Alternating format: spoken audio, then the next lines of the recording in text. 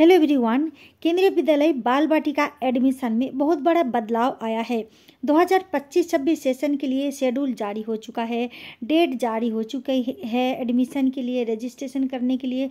तो कौन सी क्लास के लिए यानी बाल बाटिका के लिए कैसे फॉर्म भरा जाएगा और बाल बाटिका 2 के लिए कैसे फॉर्म भरा जाएगा, अलग अलग तरीका है, यानी ऑफलाइन भरा जाएगा या ऑनलाइन भरा जाएगा और अलग अलग डेट भी दिया गया है। तो इस वीडियो के माध्यम से आपका कन्फ्यूजन दूर होने वाला है और आपको पता चलेगा कि बच्चों की उम्र क्या होनी चाहिए, कौन सी क्लास के लिए, यानी एज लिमिट और डॉक्यूमेंट्स में क्या है, इंपॉर्टेंट डॉक्यूमेंट्स जो लगाना चाहिए ताकि आपके बच्चों का एडमिशन जरूर हो और किस तरह से आपको RTE का लाभ मिल सकता है, यह भी इस वीडियो के माध्यम से पता चलेगा।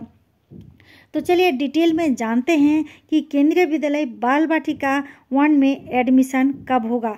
इससे पहले कुछ साल पहले से बाल बाटिका एडमिशन हो रहा है, KBS बाल बाटिका एडमिशन, तो ऑनलाइन माध्यम से नहीं हो रहा है, ऑफलाइन माध्यम से होता था।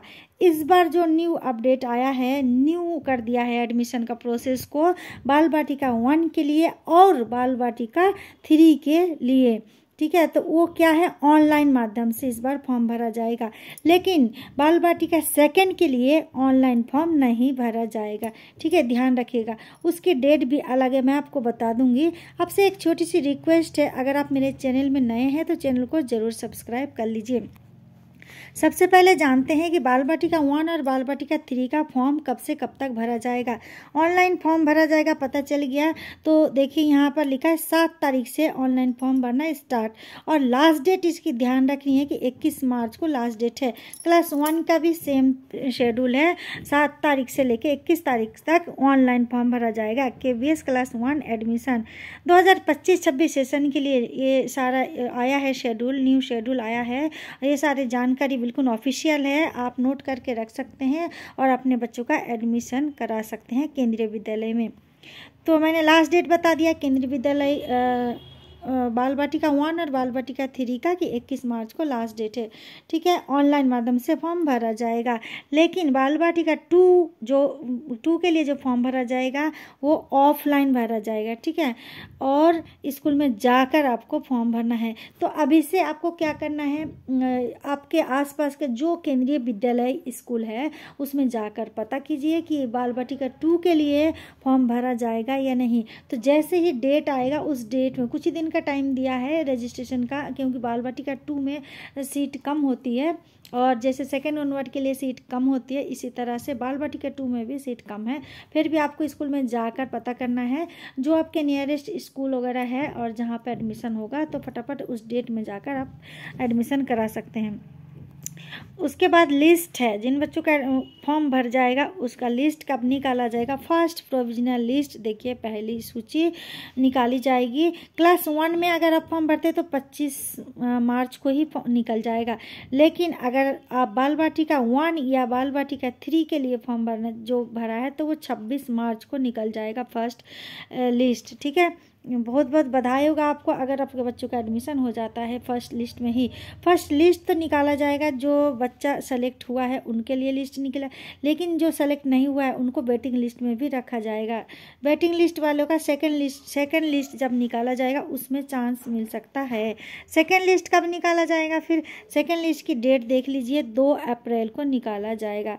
यहाँ पर बताया गया इफ़ सीट रिमेन वैकेंट, अगर सीट खाली होती है तभी निकाला जाएगा सेकंड लिस्ट, लेकिन ज़्यादातर निकाला जाता है।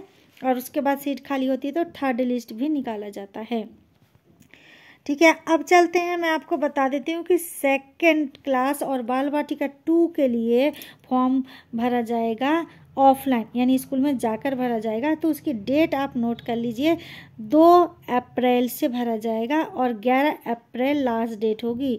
बहुत कम समय दिया गया है बाल बाटिका 2 में एडमिशन का, यानी कि रजिस्ट्रेशन कराने का। ठीक है, और उसकी डेट देखिए कि लिस्ट कब निकाला जाएगा, यहाँ पर बताया जा रहा है 17 अप्रैल फर्स्ट लिस्ट। ठीक है, 17 अप्रैल को निकाला जाएगा इस चीज़ का, अब ध्यान रखिएगा।